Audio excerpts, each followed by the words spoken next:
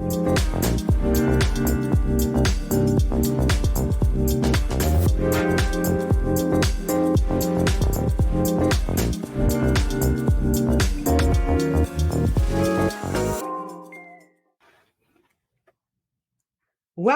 to the Shift Show with M&M. If you have ever built your life around your job, your title, your clearance, your service, only to have it pulled out from under you, today's episode is especially for you. When over 250,000 federal employees are suddenly told they are no longer needed, when agencies vanish overnight and entire departments are gutted, it is more than a workforce reduction. It is a crisis of identity, stability, and direction. And it is happening right now. Today, we are talking about the emotional and practical reality of federal layoff, what it feels like, what to do next, and how to reimagine your future when the old structure no longer fits. To help us unpack all of this is someone who knows this journey deeply. It is no other than Meghan Stockman. Meghan is a retired Air Force major, a former space weather forecaster for NOAA, and now the CEO and founder of KidSpace, Inc., a STEM-powered indoor playground for children in the Denver area. She's also a transformational coach who helps women reconnect with their true self and create powerful, purpose-driven lives. After being unexpectedly terminated during her probationary period under the new administration, Meghan faced the kind of pivot most people fear, but she used it to rise and reinvent. Meghan, welcome to the Shift Show with M&M. I am so honored to have you here.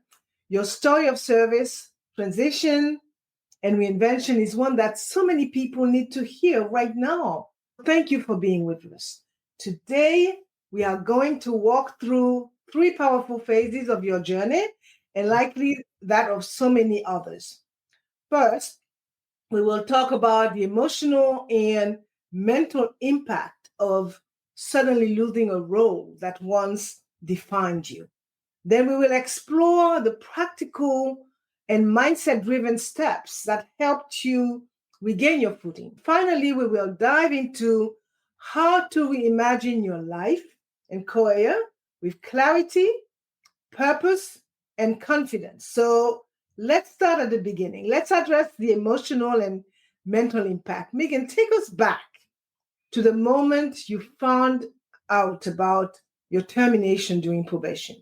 What emotion rose to the surface? Tell us what was going through your heart and mind. I am really excited to be here and have these conversations with you to help people get through these times. I'm excited about this series, and I know that it is going to make a big difference for those that are maybe going to go through this or have already gone through it. I was a little bit luckier than some of the other employees because there was one round of layoffs before I was terminated. The first round, the USDA, I believe, was one of the first rounds, and it kind of came out of nowhere for them. For me, I had 2 days where my boss was fairly sure that any of us that were on probation were going to be terminated. Now, mind you, it was still very up in the air because I had been in my same position for 10 years, trained half the people in the world that have done this work.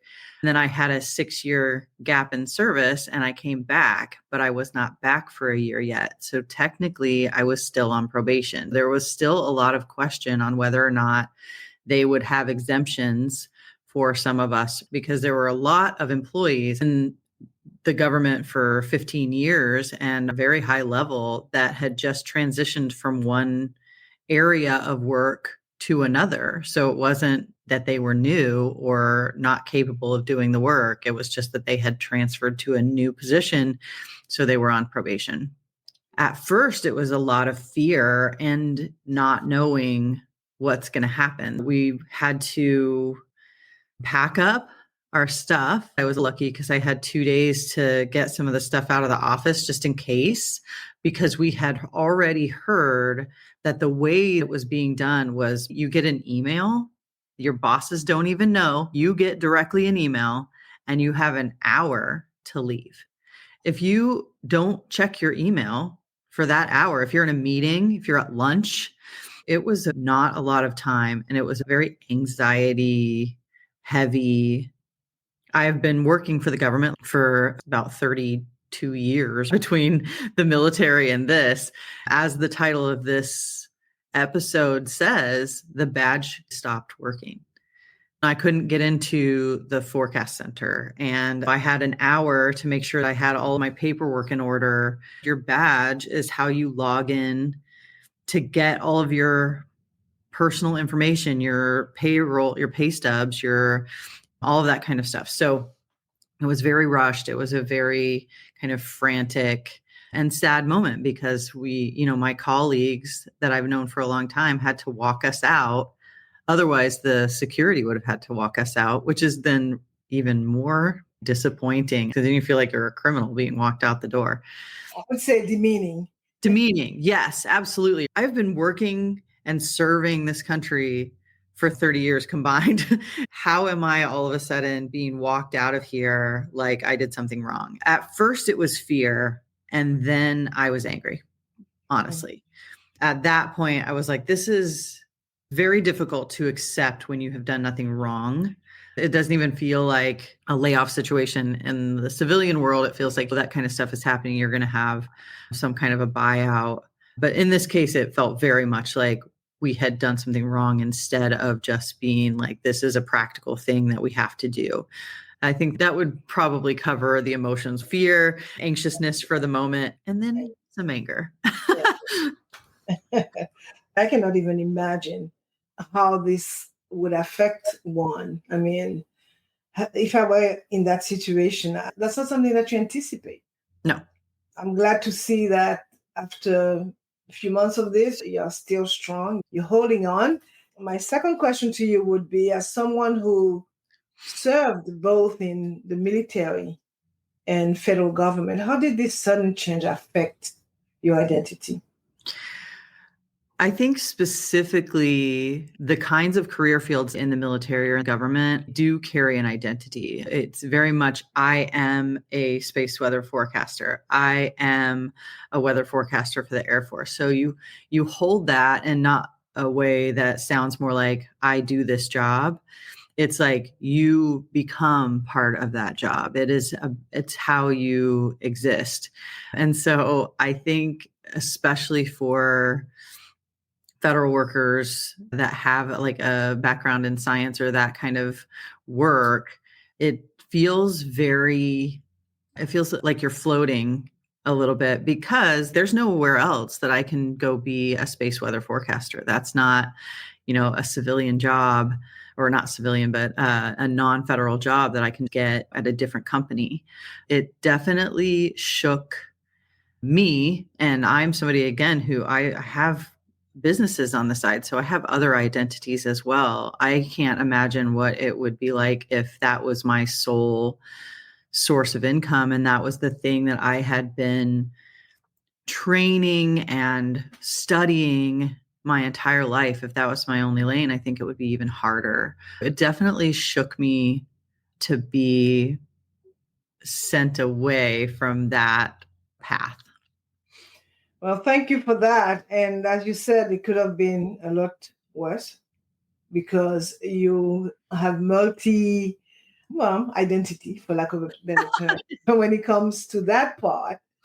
But tell me, what kind of inner dialogue were you having in the early days of that transition? Because it still doesn't sit well with me. Now, one day you are employed, and yes, you kind of got a little bit of inside story that, okay, be prepared. but this still does not prepare you for what this is all about. So what went on inside? So the inner dialogue, for me at least, it was very much, okay, what am I going to do now? They reached out to me specifically to come back to this job, and it still took 6 months to be in place and start receiving a paycheck. So I was very aware that it takes time to find what you're going to do next. And so the inner dialogue at first is, oh, what am I going to do now? How am I going to find my next move? Do I just look for another job? What do I qualify for? How is my family going to make it through this moment? I think at first, all the fears come forward. You start to wonder how it is that you're going to, especially with no warning, like 2 days is not enough warning to find another career. We made a good salary. So it's transitioning to the civilian world or outside of the government world, and very aware that a lot of people are about to be looking for jobs. What does that mean? How do you even approach that? And I can only imagine, because you're in a specialist area. I mean, you spend your entire career doing something that not too many people do, which kind of disqualify you for the run-of-the-mill type of job to start Right. with. Yeah, I feel very pigeonholed in a way, because there's 10 space weather forecasters, now 8, in the country. So like putting space weather forecaster on a resume, what does that translate to? So my next question will be, with over 75,000 federal layoffs reported as of April, including entire agency eliminations, how did it feel to be part of such a sweeping shift?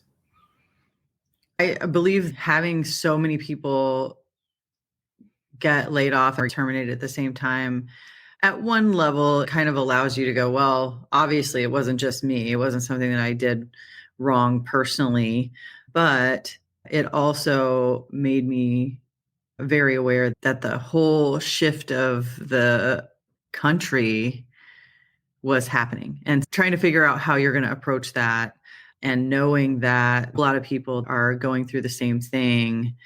It was very interesting. I don't even know how else to say that. It's very interesting, because my coaching side, the business coach and transformational coach in me, immediately is like, how do I help? How do I show other people that this identity is not the only skill set that you have? It's not the only way to approach it. So maybe that's partly how I handle it for myself, to turn the lens a little and say, how can I make this about lifting and serving other people? Because that allows me to not wallow in whatever's happening for me. So it's partly a safety net, but also knowing that was coming down, that's part of what this podcast is all about, right? Totally. Trying to lend a hand to people that only have worked in that part of the world, if you will. There's a certain, there's a lot of different circles that people are a part of in the government world. You transfer between pieces, but most people stay there. They are people of service. They are not out there trying to make, $1 million, $2 million salaries. They were there because they were studying whatever they were fascinated by, and they were willing to do that for a decent salary, but not in the bigger game. My first thought was, how do I help the collective make this shift in a graceful way? Yeah. That's such a good thing for you, in a way, that you have had the foresight to get involved in the whole concept of life coaching and the managing your emotion type of situation. It's still very, very hard to process this journey. One day you're on top of the mountain, and the next day the mountain is no longer there. So thank you so much for being open about that emotional journey, Meghan, because I cannot just imagine thousands, hundreds of thousands of people are going through it. and they don't have, as you well said, a safety net. All right. Thank you so much for that. And it is clear that the internal impact of a layoff is just as real as the external. It doesn't matter what it is that they say. So let's shift gears and talk about what comes after that initial shock. When you are still processing, but know you need to take action. What does that first phase of reclaiming control looks like? The first phase of regaining control is finding actions to do. They don't have to be huge. Taking the control back is very important. It definitely feels like someone else is puppeteering your life for a minute when somebody can just toss you out. It feels very unstable. Allowing yourself a moment, first of all, to feel those emotions. I mean, you have earned your emotions when something like that happens. You should be able to feel them. Finding something to do will help you get through this without having those emotions long term. So first, feel the emotion. Be angry, be upset. Psychological researchers say now that it takes 90 seconds to get through a full, like allowing your emotion to come out versus holding on to it. If you keep holding on to it, then it just keeps going. You really are feeling that emotion so much longer than you need to if you don't just let it happen. So if you have a deep fear, if you have something in your head that is telling you that everything is going to go wrong, let yourself sit in it. Let the 90 seconds go by, and then you start to take action. So the first actions are really starting to say, okay, what is it that I do? What are my skill sets that I come from?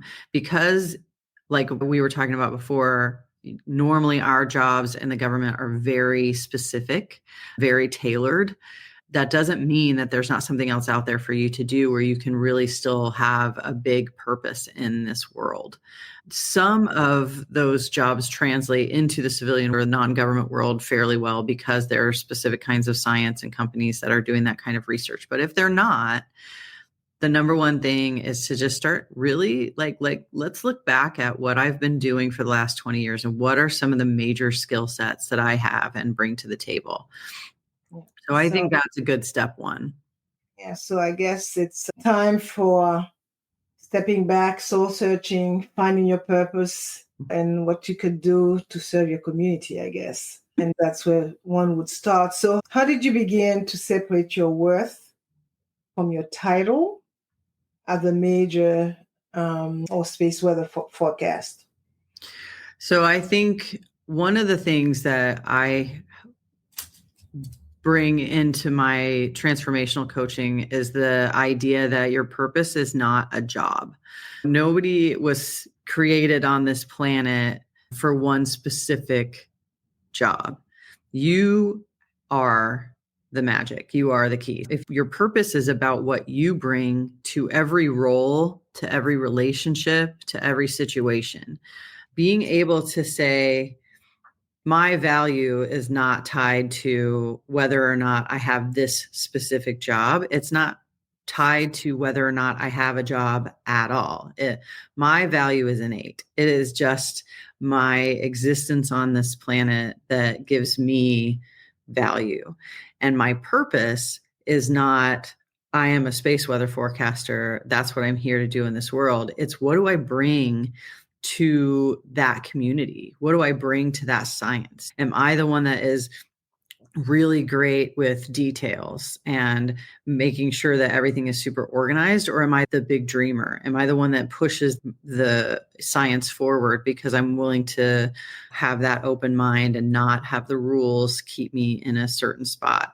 That part of your personality and that part of your soul is what you bring to every role. And you can bring that to a new role as well. For me personally, I'm someone who is very much about the humans around me. So I'm someone that understands who as a leader, like what kind of skill set and what kind of personality works in different pieces. So I'm good at like seeing who will work best in certain roles in the organization. I can bring that to a different part of my community and fulfill my purpose, whether it has anything to do with science or not. One way to separate the two is to say, there's nothing I could have done differently that would have kept me in this position. It's not that I did anything wrong. My value comes from who I am and how I show up, not from some specific work position. Yeah, that strength, that's something that you've nurtured many, many years prior. Yeah. But for the average federal worker who had been laid off, I'm not sure, and I'm glad that we're having that conversation, because the whole purpose of this is to be of assistance and be able to lend a hand. Was there anything else that helped you pivot from grief to grounded action? Because you are grounded. It hasn't been that long, but you already cut your path. You know where you're going. You know that, okay, I'm not even looking in the rearview mirror. It's all going forward. But would you say that there was a particular resource or moment that really helped you pivot from grief to who you are today? I think people are our best resource, whether that is family, whether that is friends, whether that is finding a networking group that can help you open doors, open your mind to what other kind of careers are out there, what other lives people are living.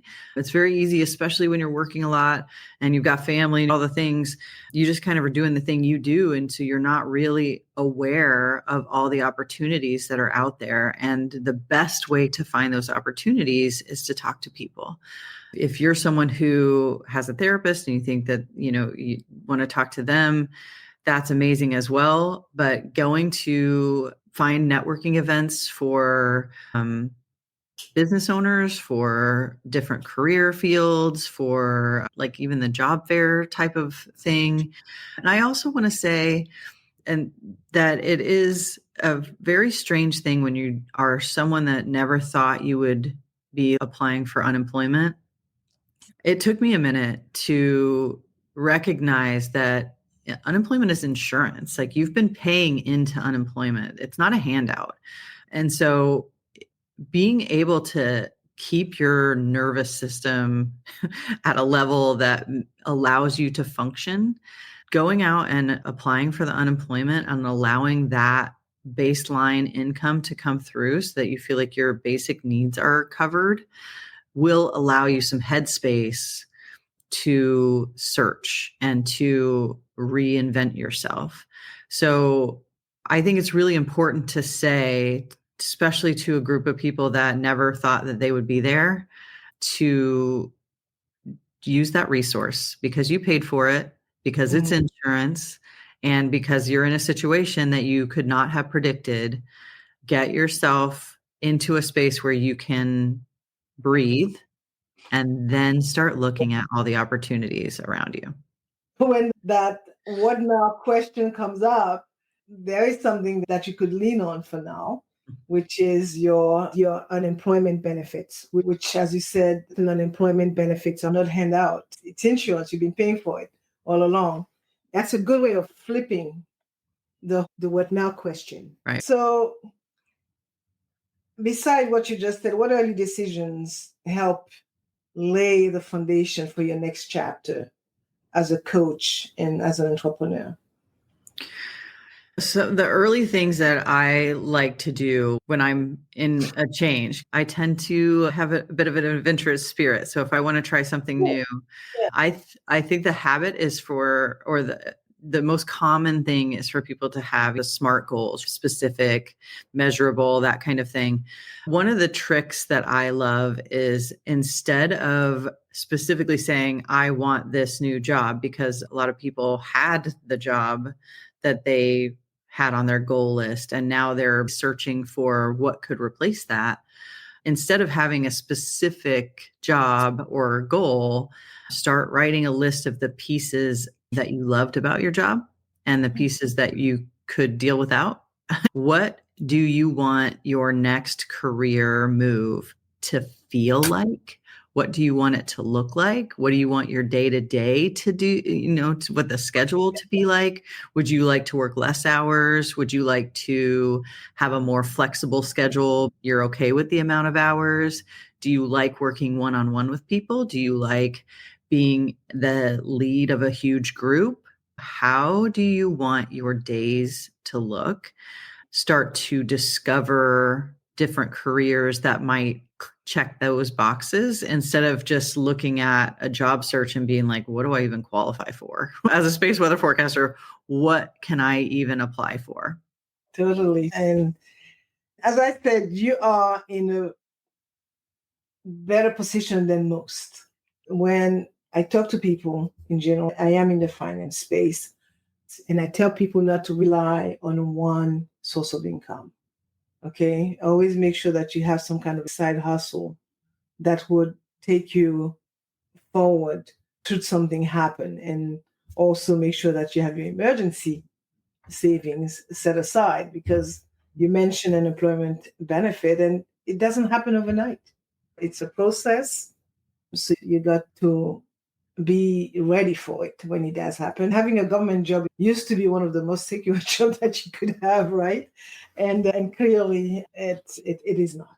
It is not. So I will add that those first steps that you mentioned are so critical.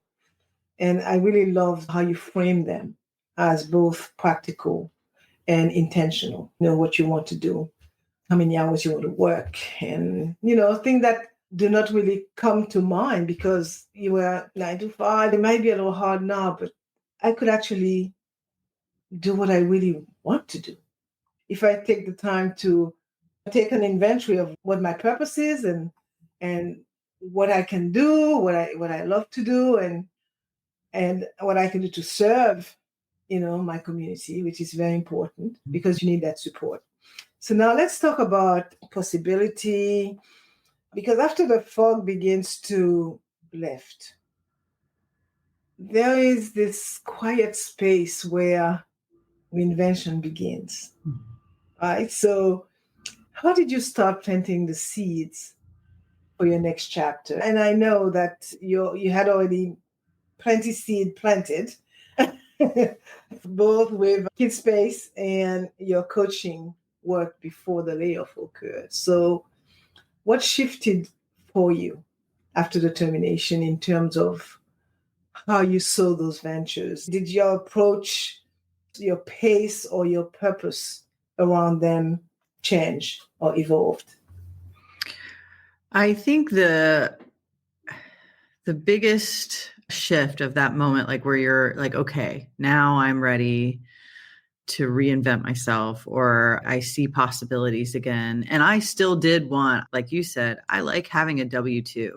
Even though I have my playground and I do the coaching, I like having a W-2 because it's something that makes my, like I said, makes my nervous system feel like everything's cool. I like having multiple things. And part of that, when I was in the Air National Guard, like I always had a full-time career and I was in the Air National Guard. I feel like I've never just had one career going on. One of the things that is exciting in that moment is when you can recognize that when you left the nest, right? When you're 18 and you went to college, you picked a major, you did 4 years, but 2 of those were just the basics. You picked your major, you went through it, and then you had no guarantee that you would go out and find the right job or the career path you did. And that whole process, the whole process of becoming the adult and going out and getting a job is 4 years, right? Or if you get a PhD, maybe a couple more on top of that. I'm not saying that you necessarily have to go back to school, but the point is you are capable of completely changing to a new career field if that's what you want. And so having this moment where you say, what is it that I want? How do I approach this? And recognizing that you're fully capable and have plenty of time in your life to do that, whether that's go back to school, whether it's taking a certification course, interning, getting a job, maybe at a different level at first to rise up the ranks in a whole different career. There's a lot of people that just stay where they are because that's where they are. And so taking this moment and saying, if I'm here, I might as well jump into something that I absolutely love and adore.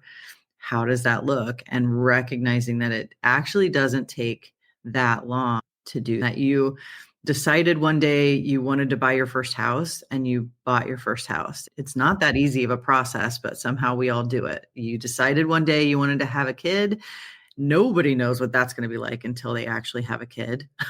And you still just do it because you trust that it's all going to work out. You can do the same with changing career fields. You can trust that whatever it is that you bring to the table is going to be necessary and wanted in the new line of work. Yeah, planning ahead is so important. And for you, even having been in a system like the military or NOAA, which is very structured, you still found the need to venture out and be Megan. Clearly, that is something you cultivated from your college days, being able to see the parallel. And so that's good. And as I said, your foresight is paying off for you now. Unfortunately, this is not the case for the majority of those who found themselves having to look for a job, let it be another structured job or deciding to become an entrepreneur and do their own thing.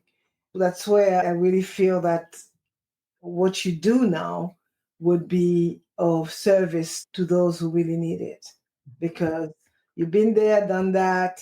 You did it a little bit different, but you're at a point where you could be of assistance to somebody else. So in your coaching work, what patterns do you see in women who are trying to reclaim their identity after disruption? And I'm saying women because I have a real sore point in my heart for women, because they work really hard in and out. And by in, I mean at home, and out, you were out doing the space weather stuff. So what pattern do you see in women? It's definitely an identity shift.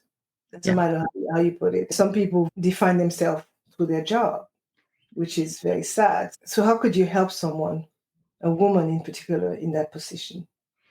So I didn't mention this earlier, but we opened our playground in 2018, and we were only open for a little over a year when COVID hit. Oh, yeah. It was Colorado, so we were closed for basically a year. We had 10% capacity and we dropped again, and then we got up to 25% capacity. It was a difficult time. I think I experienced the full range of panic and anxiety in that moment more than I did this time, because I had to reinvent myself after that in a very different way. And so the reason I started coaching and the reason I started the transformational part, especially, is because I had to build myself up from scratch. I very much know what it's like to my identity at that time was KidSpace. It was our playground. We had built it from scratch. We were looking for a second location when the pandemic hit. So everything was really successful. And then it just was gone. Not gone, but like everything was slipping through our fingers. And I think that was the first time that I really had to dig all the way down and say, okay, what does this mean? And how do I bring myself up from the very bottom? And through that process and through who I've worked with now since then on the transformational side, what I see women do especially is create stories that aren't necessarily true. One of the biggest pieces I like to work with women on in the coaching world is understanding what the stories are. First of all, a lot of times what's happening is you've got these quiet, circular stories spinning through the back of your head, but they don't come all the way forward so that you can actually address them. So the first part is just what are the stories that are going on? And once you identify them, what's the truth? So understanding whether you're not allowing yourself to go for something new because you've got the story in your head that you're not capable, or if you are capable, you just don't know what that looks like yet. So the familiarity with a different area of work, or whether or not people are going to judge you for trying something new instead of continually applying for jobs that are similar to what you were doing before. A bigger shift, like going into a whole new career field or starting a business at this point. Right now, you can start a business fairly quickly online and maybe get some revenue coming in. But if your circle of friends or your family are not familiar with that world, they might think it's a waste of time, and you might get some of that resistance in there. For me, the number one thing is understanding if you have an instinct that says, I want to try this new world in some way, but you're not following it, why not? If we can figure out the story that is holding you in place instead of allowing you to thrive, even if it's in a whole different arena, that's like 90% of the game. The rest of it, you're fully capable of. If you're out there being a scientist or working in the government or really any career field, you are very capable of doing something else. It is about allowing yourself to go after it. I totally agree. Easier said than done, because some people are just, oh my God, my world just ended. But you got to get up and make it happen. It's water under the bridge. You can't do anything about it. And you got to survive, because, the sun is going to rise tomorrow. So you got to get up and be ready to seize the day, as they say, carpe diem. But I totally understand. And that's what you and I have decided to partner in order to assist and help those who are confronted with this mindset of, I can't do anything else. So we're getting close to wrapping up now. What's one mantra or mindset shift that carried you through this whole uncertainty and still guides you today? If you could give me one. The biggest piece that I think is the most important, I mentioned earlier, is that my purpose is not my job. My purpose is being myself and bringing my strengths to everything, to my household, to my kids, to my husband, to any kind of business, to the humans around me, and to my career. I continually remind myself, I am valuable no matter what my income is, no matter what my career is, no matter what my title is. That purpose is something that I can't lose, no matter what. Well said. Exactly. So as we wrap up today's episode, what Meghan shared goes far beyond your advice. It is a powerful blueprint for rebuilding your sense of wholeness when life suddenly falls apart. We discussed the emotional shock of losing a role you've built your life around, the initial practical and internal steps to take, and the possibility of reimagining a future rooted in purpose, not in position. As you said, my purpose is not my job. Her story reminds us that reinvention is not about becoming someone new. It's about remembering who you really are. And when we move from that place of self-discovery, clarity and confidence naturally follow. If you are navigating your own transition, whether it was expected or not, just know that you are allowed to grieve. You are capable of rebuilding. And most importantly, your next chapter is not only possible, it is yours. Meghan, for someone listening now and who is feeling inspired and wants to work with you, because your story is tremendous, whether they are at the beginning of a career pivot or already in mid-transition, what is the best way for them to reach you or learn more about your coaching work? Because I think this is quite a natural fit, having experienced what you experienced a few months ago and having planted those seeds without knowing that this was going to happen. I mean, you leave it to the universe. How can they reach out to you? The easiest way to reach out to me really is to go to my website, which is just meghanstockman.com. Don't forget the H, MEGHAN, stockman.com. There are ways to schedule with me, to have a call so that we can chat and see if there's a fit. And there's also some of my program work on there. I'm also on Facebook, and it's just Meghan Stockman. And Instagram, I am Meghan Wants to Do Everything. Yeah, I'm going to ask you to spell it one more time. Okay. Meghan, MEGHAN, Stockman, STOCKMAN.com. Thank you for joining us today. Thank you. My audience, if this conversation resonates with you, please know that you are not alone. Reach out to Meghan. Okay, transitions are never easy, but they can be the beginning of something extraordinary. I hope Meghan's story reminded you that even when life forces a pivot, you have the power to rise, reinvent, and reclaim your path. I will leave you with a quote from Christine Kane. Sometimes when you are in a dark place, you think that you've been buried, but you have actually been planted. Remember that. I am your host, Marie-Jo César. I will see you again very soon.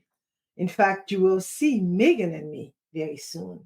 Until then, keep shifting, keep showing up, and keep shining. Bye for now.